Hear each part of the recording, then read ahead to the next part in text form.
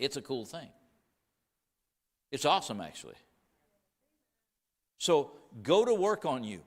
It won't be done in a 5-minute period, but go to work on you and begin to break up that fallow ground, because I've been sowing, I expect to do some reaping, but I can't reap in the hard tromp down.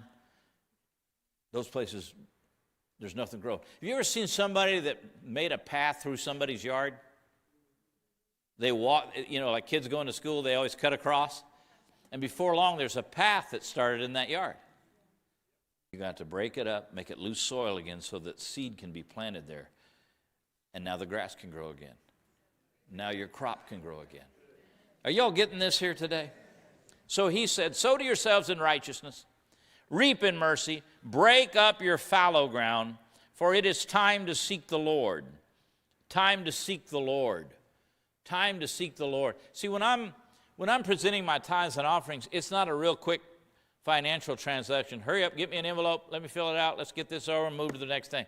No, I'm seeking the Lord. I'm living in obedience to the King of Kings and the Lord of Lords. I'm seeking the Lord. I'm walking with the Lord. I'm seeking the Lord. And it goes on to say, till he come and rain righteousness upon you. Father, and let me just show you something for a second. I'm giving you an illustration. Father, this is in my private time, not just at church. Father, I thank you that as a tither and a giver, you're raining on all of our seed. You're raining on us.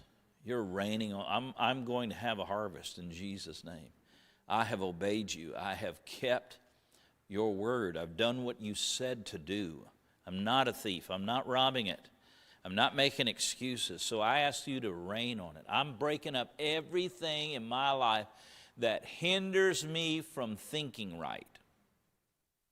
Right being your way, so that I can bring in the harvest you said I would bring in, so that I can help get the gospel preached in these last days. In Jesus' name. I've told this story before. I don't even know why I'm on this. I have absolutely no idea. So hopefully I'm helping somebody. I've told it, I don't remember when I told it, but it feels like it was recently. When you preach all the time, from podcast to everything else. Well, I don't know when I said that, but I know I said it sometime recently. But I believe I've talked to you about preaching in Chicago and going past a particular hotel. The pastor, picked me up from the airport. We were on our way to my hotel. We went past a particular hotel. It was a hotel that to this day is a very, very high-end hotel. It was a place where the stars of yesteryear and today would stay. I mean, if you go in there, you see the Frank Sinatra posters, or not posters, but pictures, when he stayed there, all the movie stars and famous people, 50s, 60s, 70s, 80s, 90s, and onward. And I remember the pastor saying to me, he was just trying to be funny. But he said, that's not where you're staying.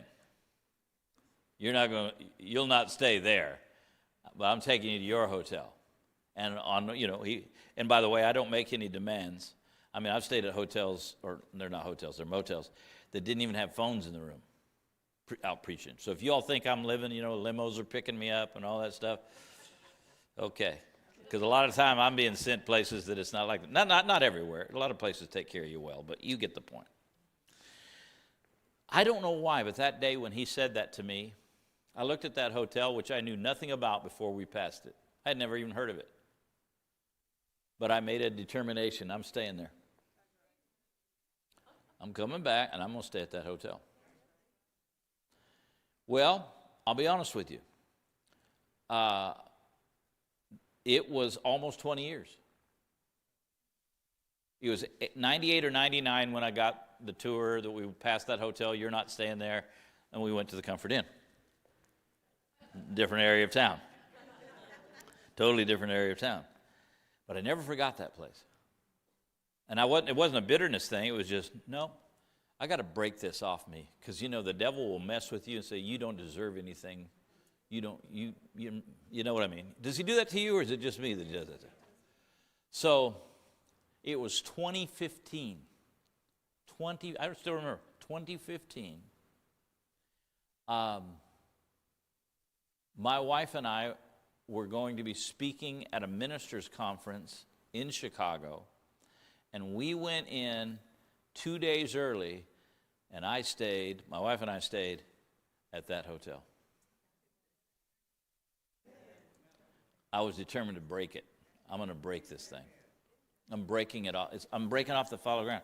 You said I couldn't do it, but I'm here.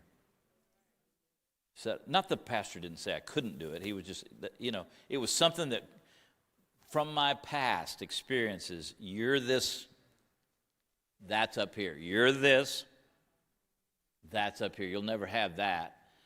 So I went there to break up that fallow ground. It was cool too. You want more to the story? Don't be talking bad about me now. I knew it wasn't enough. So 2 years later, I rebooked. Same hotel. I want the penthouse suite. It had its own elevator. You had to have your room key to get in your private elevator to go to the top to stay in your penthouse suite. Why did you do that? I didn't really need the room. We didn't have to go there. I had to go there to break up some stuff on the inside of me. Does that make sense? There's times I've eaten at places just because other people from my past would have said, you'll never do that. I don't even care about the restaurant. I just went there because other people said I couldn't. Does that make any sense to you? Break it up. There's been times when and it's stinking outrageous. Well, there's been times when I took my kids, not the grandkids. I'll let their parents bring their kids. I brought our kids, and we went out to eat at a restaurant, a fine restaurant, to give them the experience. To give them the experience. We don't do that. I mean, that's like for most of them, it's a one-time experience.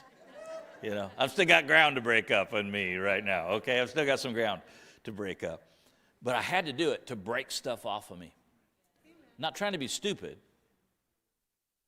but I'm trying to mess with my mentality that, you can grow. I don't care where you work and how much money you have. You'll still live in a poverty mentality. Illustration? When I have dealt with people who